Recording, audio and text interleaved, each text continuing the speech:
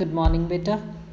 सो हुण आपां नैक्सट अपना टॉपिक है जिहड़ा वो सैक्शन बी का स्टार्ट करन लगे हाँ, टैक्सेबल कैपेसिटी। टैक्सेशन का ही एक पार्ट है बेटा, उस सेम चैप्टर दे विच ना जिहड़ा अपना 4th नंबर चैप्टर है उहदे विच ही एक पार्ट है, पर यह इनकलूड हुंदा तुहाडा यूनिट 2 दे विच सैक्शन बी च, right. Taxable capacity. So taxable capacity की हुंदी है? Maximum capacity of paying a tax, और इट इंडिकेट्स कि कोई एक टैक्स पेयर या ग्रुप ऑफ टैक्स पेयर्स ने जिहड़े उन्हां तो कितना टैक्स है वो कलैक्ट किया जा सकता है। नैक्सट है बेटा डेफिनेशन, ठीक है। जिवें फिरले शराज दी है कि taxable capacity of a country is maximum amount जिहड़ी किसी कंट्री के सिटीजनस ने जिहड़े वो कलैक्ट करते हैं towards the expenses of the public authorities without having to undergo an unbearable strain. इस तरह के नाल असी टैक्सेबल कैपेसिटी किसी कंट्री की या लोगों की मैजर करनी है कि लोगों के उत्ते उहदा बोझ भी ना पवे। नैक्सट आ जाती है बेटा kinds of taxable capacity. First है absolute taxable capacity. Absolute taxable capacity का मतलब है maximum amount of money of और शेयर ऑफ नैशनल इनकम जिहड़ा कि government in the form of taxes individuals तो नैशनल्स तो सिटीजनस तो लैंदी है, पर उहदे नाल कोई भी अनपलेजेंट इफैक्ट ना आवे। एब्सोल्यूट टैक्सेबल कैपेसिटी दो तरीके की हो सकती है, मिनिमम मैक्सिमम ते ऑप्टिमम। मिनिमम का मतलब होंदा है, देखो मिनिमम टैक्सेबल कैपेसिटी किसी भी कंट्री की या इंडिविजुअल की जीरो होगी, क्योंकि कोई भी अपनी मर्जी के नाल टैक्स देना पसंद नहीं करता, राइट। फिर आ जाती है maximum. Maximum मीनस maximum amount of money जिहड़ी कि गवर्नमेंट लोगों तो टैक्सिस की फॉर्म के कलैक्ट कर सकती है। Concept of maximum taxable capacity period of time के नाल रिलेट करता है। सपोज गवर्नमेंट ने टैक्स लगाने ने 1 साल वास्ते, जे इंडिविजुअल की इनकम 5000 है तो गवर्नमेंट उस तो मैक्सीमम 5000 लै सकती है, उस तो ज़्यादा नहीं लै सकती। बट इफ गवर्नमेंट ने जे हरेक साल टैक्स लगाने ने तो मैक्सीमम टैक्सेबल कैपेसिटी 5000 नहीं होगी। क्यों? क्योंकि जे देखो 1 साल का तो मतलब ये हो जाता है कि उस साल के जे सरकार थोड़ी सारी इनकम एज अ टैक्स लै रही है, कोई दिक्कत होगी गवर्नमेंट को, ठीक है, ता ही वो लै रही है ना, तो वो बदले वो थानू काइंड दे विच जिहड़ा है वो थानू कॉम्पनसेट कर दूगी, पैसे लै लूगी तो थानू चीज़ां प्रोवाइड कर दूगी, वो सिर्फ जिहड़ियां तुहाडी जरूरत वास्ते पूरी जरूरी होणगियां। पर जे सरकार ने हर एक साल टैक्स लगाने ने तो हर एक साल सरकार थोड़े तो टैक्स थोड़ी सारी इनकम नहीं लै सकती। क्यों? If all the income is gulped as a tax तो टैक्स पेयर बिल्कुल सर्वाइव नहीं करूँगा। सो टैक्सेबल कैपेसिटी का मतलब ये नहीं कि सारी दी सारी नैशनल इनकम है जिहड़ी सरकार टैक्स के थ्रू थोड़े तो लै लैंदी है। It merely shows the limit that does not adversely affect the capacity to earn. मतलब टैक्सिस यह जे नहीं होने चाहिए कि थोड़ी अर्न करने की कैपेसिटी के उत्ते उहदा नैगेटिव इंपैक्ट पवे। नैक्सट है बेटा optimum. Optimum मीनस the maximum amount of taxation जिहड़ी गवर्नमेंट रेज करती है फ्रॉम द नैशनल्स तो उन्होंने मैक्सीमाइज इकनॉमिक वैलफेयर में मैक्सीमाइज करने विच यूटिलाइज करती है।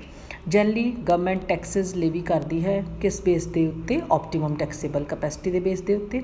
As a result of it जिहड़ी अमाउंट कलैक्ट होंदी है टैक्सेशन तो काफ़ी हाई होंदी है, पर इहदा कंट्री दे प्रोडक्टिव कैपेसिटी के उत्ते कोई एडवर्स इफैक्ट नहीं पैंदा, rather it should promote the capacity to produce. So in short absolute taxable capacity की है? मैक्सिमम अमाउंट ऑफ मनी जिहड़ी कि सरकार लोगों तो कलैक्ट करती है इकनॉमिक वैलफेयर में ध्यान में रखदियां होइयां। नैक्सट है बेटा रैलेटिव टैक्सेबल कैपेसिटी। रैलेटिव का मतलब होंदा है, देखो जे मैं इनू इहदा एक जनरल मीनिंग लैके चला ना, हुण अपने रैलेटिव्स होंदे ने जिहड़े वो भी की करते हैं, दे कंपेयर, ठीक है, सिचुएशन में कंपेयर करते हैं। जिधर वाल नूं पैसा ज़्यादा है, जिधर वाल नूं कोई ज़रूरत ज़्यादा है, उधर वो चुकते हैं, दूसरे दी वो की करते हैं बैकबाइटिंग करते हैं। सो रैलेटिव जिहड़ा ये शब्द है इसका मतलब यही है comparison. So relative taxable capacity is a comparative term. Relative taxable capacity is the ratio of the taxable capacity of one unit to that of the other unit. दो कंट्रीज़ की मैजर कर सकते हो, दो इंडिविजुअल्स की measure कर सकते हो तुसी, ठीक है। उन्होंने एग्जाम्पल ली है, कहना मान लो हांगकॉन्ग की टैक्सेबल कैपेसिटी 100 करोड़ है, कीनिया की 200 करोड़ है।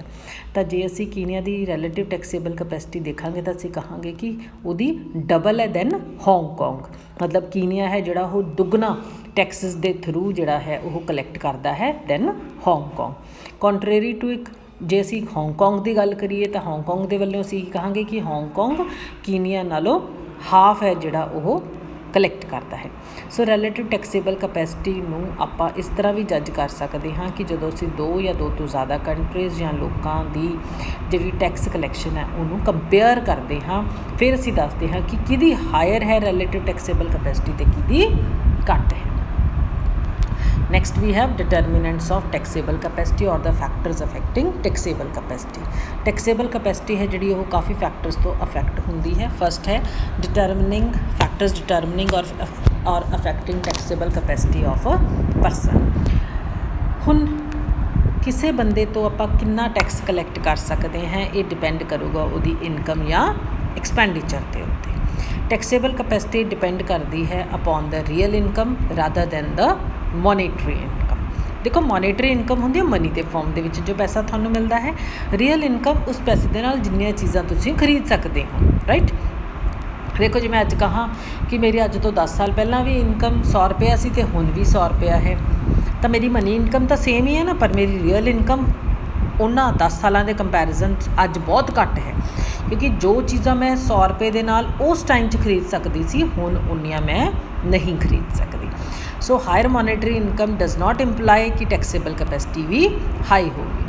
हाई इनकम होने के बावजूद भी एक बंदा है जिहड़ा उसनूं ज़्यादा पैसे खर्च करने पैंदे ने जो प्राइसिस राइज होंदे ने, जिस करके उहदी रियल इनकम फॉल कर जाती है, टैक्सेबल कैपेसिटी भी फॉल कर जाती है।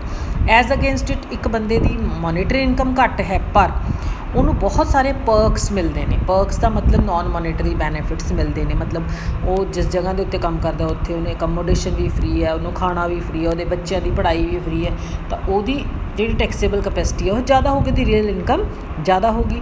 दस higher the real income greater the taxable capacity and lower the real income smaller will be the taxable capacity. Next है एक्सपेंडिचर। एक बंदे का एक्सपेंडिचर भी डिटरमिन करता है वो टैक्सेबल कैपेसिटी में। टैक्सेबल कैपेसिटी रिड्यूस हो जूगी जे उस बंदे को आपकी इनकम का बहुत ज़्यादा पार्ट है आपकी फैमिली की टेक केयर वास्ते खर्च करना पऊगा। सो टैक्सेबल कैपेसिटी है इंडिविजुअल के केस के बेटा उपर लिखा ना ऑफ अ परसन, वो इनकम तो वो एक्सपेंडिचर तो डिटरमिन होती है। बेटा नॉर्मली इदा ही होंगे, देखो आप किसी बंदे को पुछते हैं भी भाई तेरी इनकम किन्नी, वो कहता भी मेरी इनकम हैगी साल की 40,000 रुपया, ठीक है। आप कहना भी अच्छा 40,000 फिर तो मतलब तेरे कोल जिहड़ा है बिल्कुल ही टैक्स देने की कैपेसिटी नहीं हैगी। फिर आप कहते हैं कि चल मैं ना तेरा घर देखना, ठीक है। तुसीं उहदे घर चले जाते हो, तुसीं देखते हो उन्हें 200-250 गज के घर दे विच ओह रह रहा है, ठीक है।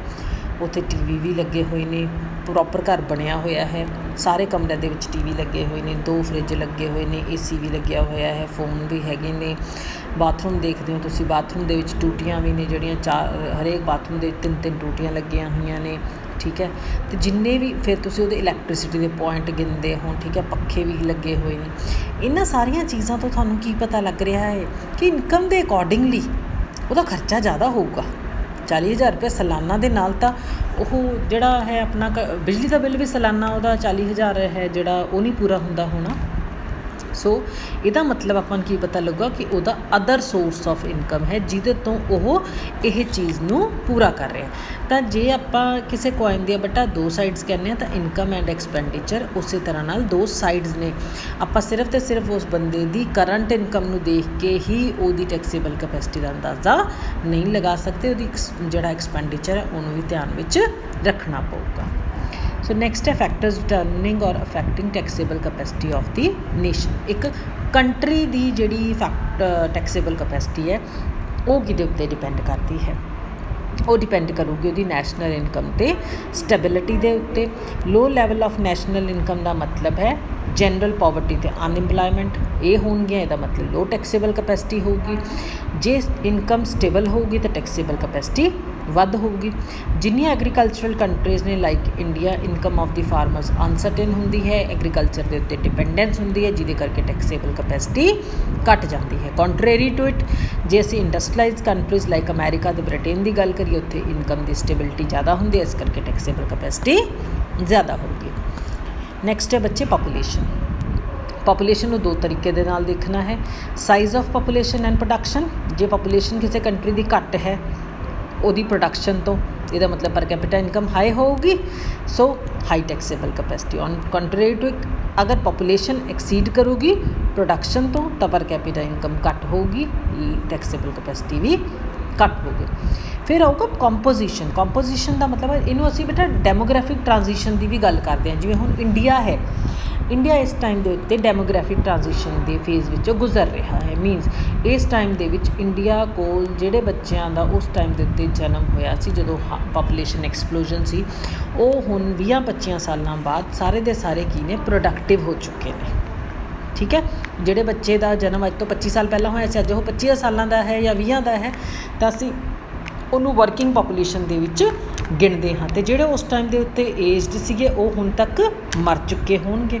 ਇਹਦਾ ਮਤਲਬ ਹੁਣ ਇਸ ਟਾਈਮ ਦੇ ਉੱਤੇ ਸਾਡੇ ਕੋਲ ਵਰਕਿੰਗ ਪਾਪੂਲੇਸ਼ਨ ਜ਼ਿਆਦਾ ਹੈ। ਜੇ ਰੇਸ਼ੋ ਆਫ ਚਿਲਡਰਨ ਅਤੇ ਏਜਡ ਪੀਪਲ ਹਾਈ ਹੋਊਗੀ ਪਾਪੂਲੇਸ਼ਨ ਦੇ ਵਿੱਚ, there will be comparatively less expenditure in that country. क्योंकि consumption expenditure of children and aged people is low, so taxable capacity भी कंट्री दी लो होगी। ਜ਼ਰੂਰਤਾਂ ਘੱਟ ਹੁੰਦੀਆਂ ਨੇ ਬੇਟਾ, ਬੱਚਿਆਂ ਦੀਆਂ ਜ਼ਰੂਰਤਾਂ ਘੱਟ ਹੁੰਦੀਆਂ ਨੇ, ਬਜ਼ੁਰਗਾਂ ਦੀਆਂ ਜ਼ਰੂਰਤਾਂ ਘੱਟ ਹੁੰਦੀਆਂ ਨੇ। ਜਿਵੇਂ ਹੀ ਆਪਾਂ ਜਿਹੜੀ ਯੰਗ ਪੀਪਲ ਹੈ ਉਹਨਾਂ ਦੀਆਂ ਜ਼ਰੂਰਤਾਂ ਨੇ ਜਿਹੜੀਆਂ ਉਹ ਜ਼ਿਆਦਾ ਹੁੰਦੀਆਂ ਨੇ। ਤੁਸੀਂ ਦੇਖੋਗੇ ਕਿ ਉਹਨਾਂ ਨੂੰ ਆਪਣੇ ਰੋਜ਼ਮਰਾ ਦੀਆਂ ਜਿਹੜੀਆਂ ਜ਼ਰੂਰਤਾਂ ਨੇ ਉਹਨਾਂ ਨੂੰ ਪੂਰਾ ਕਰਨ ਵਿੱਚ ਜ਼ਿਆਦਾ ਪੈਸੇ ਲੱਗਦੇ ਨੇ। Next distribution of wealth. Close relationship ਹੈ ਵੈਲਥ ਦੀ ਡਿਸਟਰੀਬਿਊਸ਼ਨ ਦੇ ਵਿੱਚ ਟੈਕਸੇਬਲ ਕਪੈਸਿਟੀ ਦੇ ਵਿੱਚ। ਪੂਅਰ ਨੇ ਜਿਹੜੇ ਕੰਟਰੀ ਦੇ ਵਿੱਚ ਉਹਨਾਂ ਦੀਆਂ ਲੋ ਸੇਵਿੰਗਸ ਹੋਣਗੀਆਂ, ਟੈਕਸੇਬਲ ਕਪੈਸਿਟੀ ਘੱਟ ਹੋਊਗੀ। ਰਿਚ ਪੀਪਲ ਨੇ ਉਹਨਾਂ ਦੀ ਟੈਕਸੇਬਲ ਕਪੈਸਿਟੀ ਜ਼ਿਆਦਾ ਹੋਊਗੀ। ਇਹਦਾ ਮਤਲਬ ਜੇ ਅਨਇਕੁਅਲ ਡਿਸਟਰੀਬਿਊਸ਼ਨ ਹੈ it will lead to higher taxable capacity, ਜੇ ਇਕੁਇਟੇਬਲ ਹੋਊਗੀ ਤਾਂ ਟੈਕਸੇਬਲ ਕਪੈਸਿਟੀ ਘੱਟ ਹੋਊਗੀ। ਸਾਈਕੋਲੋਜੀ ਸੋਚਣਾ। ਜੇ ਲੋਕਾਂ ਦਾ ਸਰਕਾਰ ਦੇ ਵਿੱਚ ਫੇਥ ਹੈ, ਸਰਕਾਰ ਦੀਆਂ ਪਾਲਿਸੀਜ਼ ਦੇ ਵਿੱਚ ਫੇਥ ਹੈ, ਤਾਂ ਉਹਨਾਂ ਨੂੰ ਲੱਗਦਾ ਹੈ ਕਿ ਹਾਂ ਜਿਹੜਾ ਅਸੀਂ ਟੈਕਸ ਦਿੰਦੇ ਹਾਂ ਉਹਦੇ ਨਾਲ ਸਰਕਾਰ ਸਾਡੇ ਵਾਸਤੇ ਹੀ ਕੰਮ ਕਰਦੀ ਹੈ, ਤਾਂ ਉਹ ਟੈਕਸ ਦੇਣ ਨੂੰ ਰੈਡੀ ਨੇ। ਜੇ ਉਹਨਾਂ ਦਾ ਫੇਥ ਨਹੀਂ ਆਪਣੀ ਗਵਰਨਮੈਂਟ ਦੇ ਵਿੱਚ, ਫਿਰ ਉਹ ਨਹੀਂ ਰੈਡੀ ਹੋਣਗੇ ਟੈਕਸਿਸ ਨੂੰ ਪੇ ਕਰਨ ਵਿੱਚ। Then a change in prices. Taxable capacity influence ਹੁੰਦੀ ਹੈ by the behaviour of the general price level. ਜੇ ਕੰਟਰੀ ਦੇ ਵਿੱਚ ਪ੍ਰਾਈਸਿਸ ਇਨਕਰੀਜ਼ ਹੋ ਰਹੇ ਨੇ, ਪਬਲਿਕ ਐਕਸਪੈਂਡੀਚਰ ਵੀ ਵਧੂਗਾ, ਸੇਵਿੰਗ ਕਪੈਸਿਟੀ ਵੀ ਡਿਕਰੀਜ਼ ਹੋਊਗੀ ਗ੍ਰੇਟਲੀ। 10 ਟੈਕਸੇਬਲ ਕਪੈਸਿਟੀ ਹੈ ਲੋਕਾਂ ਦੀ ਉਹ ਘੱਟ ਜਾਊਗੀ। ਜੇ ਪ੍ਰਾਈਸਿਸ ਘੱਟ ਹੋਣਗੇ ਤਾਂ ਟੈਕਸੇਬਲ ਕਪੈਸਿਟੀ ਵੱਧ ਜਾਊਗੀ। Then next standard of living. ਜੇ ਸਟੈਂਡਰਡ ਆਫ ਲਿਵਿੰਗ ਹਾਈ ਹੈ, ਐਫੀਸ਼ੀਐਂਸੀ ਵੀ ਹਾਈ ਹੋਊਗੀ, ਇਨਕਰੀਜ਼ ਇਨ ਇਨਕਮ ਹੋਊਗੀ, ਸੇਵਿੰਗਸ ਮੋਰ ਹੋਣਗੇ, ਟੈਕਸੇਬਲ ਕਪੈਸਿਟੀ ਜ਼ਿਆਦਾ ਹੋਊਗੀ and vice versa. Political condition. ਜੇ political condition war emergency situation ਹੈ ਤਾਂ ਲੋਕ ਜ਼ਿਆਦਾ ਟੈਕਸ ਦੇਣ ਨੂੰ ਤਿਆਰ ਹੋਣਗੇ। ਜਦੋਂ ਨੋਰਮਲ ਸਿਚੁਏਸ਼ਨ ਹੈ ਉਦੋਂ ਘੱਟ ਦੇਣ ਨੂੰ ਤਿਆਰ ਹੁੰਦੇ, ਕਿਉਂਕਿ ਵਾਰ ਦੇ ਟਾਈਮ ਦੇ ਵਿੱਚ ਉਹਨਾਂ ਨੂੰ ਪਤਾ ਹੁੰਦਾ ਕਿ ਸਰਕਾਰ ਨੇ ਹੀ ਉਹਨਾਂ ਦੀ ਹੈਲਪ ਕਰਨੀ ਹੈ। Able administration. ਜੇ ਐਡਮਿਨਿਸਟ੍ਰੇਸ਼ਨ ਏਬਲ ਹੈ ਤਾਂ ਪੋਲੀਟੀਕਲ ਸਟੇਬਿਲਿਟੀ ਹੋਊਗੀ, ਲੋਕ ਆਪਟੀਮਿਸਟਿਕ ਹੋਣਗੇ, ਜ਼ਿਆਦਾ ਟੈਕਸ ਪੇ ਕਰਨ ਨੂੰ ਤਿਆਰ ਹੋਣਗੇ and vice versa. Nature of public expenditure. Taxable capacity depend ਕਰਦੀ ਹੈ ਪਬਲਿਕ ਐਕਸਪੈਂਡੀਚਰ ਦੇ ਉੱਤੇ। ਜੇ ਪਬਲਿਕ ਐਕਸਪੈਂਡੀਚਰ ਦੇ ਨਾਲ ਨੈਸ਼ਨਲ ਇਨਕਮ ਇਨਕਰੀਜ਼ ਹੁੰਦੀ ਹੈ, ਪ੍ਰੋਡਕਸ਼ਨ ਕਪੈਸਿਟੀ ਵੱਧਦੀ ਹੈ, ਤਾਂ ਟੈਕਸੇਬਲ ਕਪੈਸਿਟੀ ਵੀ ਵਧੂਗੀ। ਔਨ ਦੀ ਕੰਟਰੀ ਉਲਟਾ ਇਸ ਦੇ, ਜੇ ਟੈਕਸੇਬਲ ਕਪੈਸਿਟੀ ਗੋ ਡਾਊਨ ਹੋਊਗੀ ਤਾਂ ਪਬਲਿਕ ਐਕਸਪੈਂਡੀਚਰ ਵੀ ਔਰ ਨੈਸ਼ਨਲ ਇਨਕਮ ਵੀ ਘਟੂਗੀ। ਠੀਕ ਹੈ, ਸੋ ਇੱਥੇ ਤੱਕ ਆਪਾਂ ਬੇਟਾ ਕੀਤੇ ਨੇ factors determining taxable capacity of nation, of a person, ਅਤੇ meaning of the taxable capacity and its type. ਠੀਕ ਹੈ।